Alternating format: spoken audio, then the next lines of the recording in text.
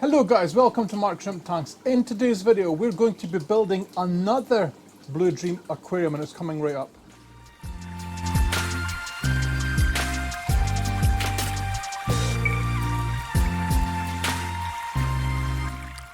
Alright guys, before we go any further, right, I want to try and explain a little bit why I'm going to build this other beautiful little Blue Dream tub that we're going to make shortly, right? I have it all planned out in my head what we're going to do. We're going to add some plants, etc., all that kind of good stuff. But the main reason I'm doing it, guys, is because I want to expand on my Neocaridina colonies in here, right? And the one that's thriving the most for me right now, the ones that are breeding the best, simply are my Blue Dreams. I have one tank up there with the males, and I have one tank down there with the majority of them being females, and I'm going to have like a big baby boom pretty soon, right? Because in that tank over there, this is probably 95% females. All the girls are buried. There's already a lot of little young in there, and I wanted to just like plan ahead a little bit and make another tank while we have time and space. Alright guys, this is where my Blue Dream female tank is. This is where the overflow of males go. And over here, just excuse the mess because you guys know this is like a working shrimp room. I come in here every day and I do stuff. This is where we're going to put our lovely little tub over here, right? And you can see I've already got the water prepared, plants already prepared. Let me quickly go over what this is. This is a 40-litre plastic tote that is food grade. I'll put an image up here right now so you guys can see what to look for this kind of thing, because all these plastic tubs are not the same. Also guys, it's very important that you degrease this type of container, right? Because when they're made, they're often made with an acetone just to give them a shine. You can probably see all the shininess on here, right? That's not something that the plastic naturally looks like.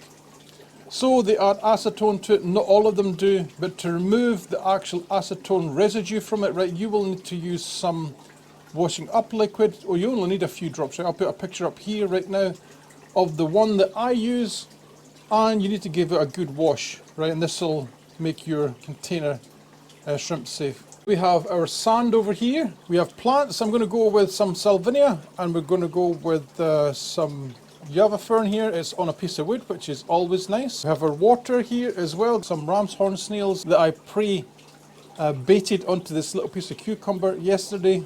Let's get our substrate in. This is just plain sand. It is perfect for a basic Neocaridina tank. Let's get our filter in. Next guys, we're going to add a plate to the tank, and this is simply to diffuse the pressure of the water in it, right? That's how far we're already. We're going to add the water. This container holds approximately 40 litres, so we're going to just pour it straight in. It should be quite clean because this was pre-washed sand.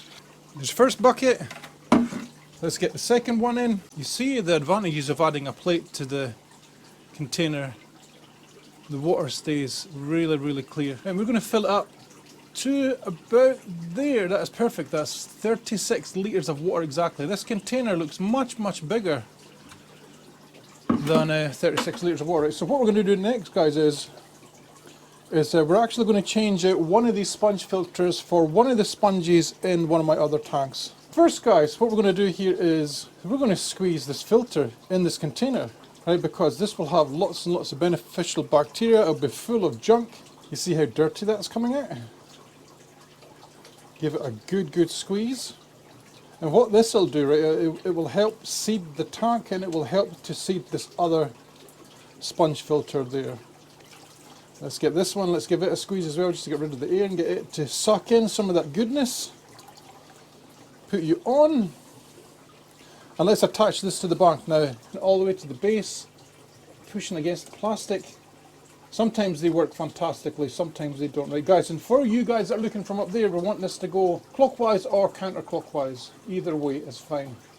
Right, and I like to have it so that the nozzle here is slightly above the water and no more. Right, so the water will go this way. Let's remove our plate. Let's switch on the air. Let's get this on full whack. Let's go. We want it on full whack because we want the sponges to start doing their jobs. Alright shrimp farm, I didn't mention this before, but if you're using tap water, it's very important that you use something that dechlorinates the water. I love to use Prime or Safe, and that is because it is very, very good at what it does, and it is very, very concentrated. This is the new version of Prime, or the concentrated version of Prime. And let me just show you guys what I mean here. If you have any issues with chlorine or chloramines in your tap water, use this stuff, right? Because all you need is 1/4 of a teaspoon, right, in 1,250 litres of water for it to work. Right, so this tub is much, much smaller. So all we're going to do here is we're going to add a little pinch. Just spread it across. If you do not have a mature filter to use in the first place, this is the other thing I would suggest you using, is stability. We're going to add 5 ml to this tank. I already have a mature filter in here, but it's just to show you. 5 ml is 1 cupful straight into the tank. Spread evenly across the surface. And that will help you cycle it. Next, guys, we're going to add our powdered goldfish flakes, and what this does is it will help to spread this powder all across every single surface in the tank, and it will create a nice healthy environment for your shrimp and for future shrimp to munch on. Right, let's have a little see what this looks like across the surface. And bear in mind, guys, if you add this to your tank, if you don't have a lot of plants, you will get a lot of algae, so be warned. Let's add in our snails. Simply plop them in. I'm going to put in the piece of cucumber as well. They can eat away and munch that too. Just check the inside of your cup like this, because as you can see here, the ram's horn snails love to cling on that little bit extra. All gone. Next is our big Java fern. This is a lovely, lovely big plant. Okay, it's gorgeous, the size of this thing. Right, and it is actually on a piece of wood. Here you can see it. And I'm just going to plop it in dead center. I actually just noticed as well there's some water tank on that plant too. Right, this will help mop up any excess nutrients in the tank. Let's add some salvinia while we're here. I want to give this a healthy dose of plants in the beginning, guys, because this is when it will probably produce the most amount of algae. Right, so you want to be heavy with the plants in the beginning. One of the last things to go in here today will be this big Indian almond leaf that I've had pre-soaking in a bucket for about a week. Right, this is covered in slime, it's covered in goodness, and it will go in, and things like this are a good indicator on how well the shrimp are doing in the tank, because if the leaf is being eaten, then it shows you the tank is healthy. If it's not being eaten for some reason, then maybe you're overfeeding. It has been a few days. We have culled some more shrimp out of this tank, and we removed 90% of the males out of this tank as well, right? So this tank is primed for breeding. We have 1 buried female in here already.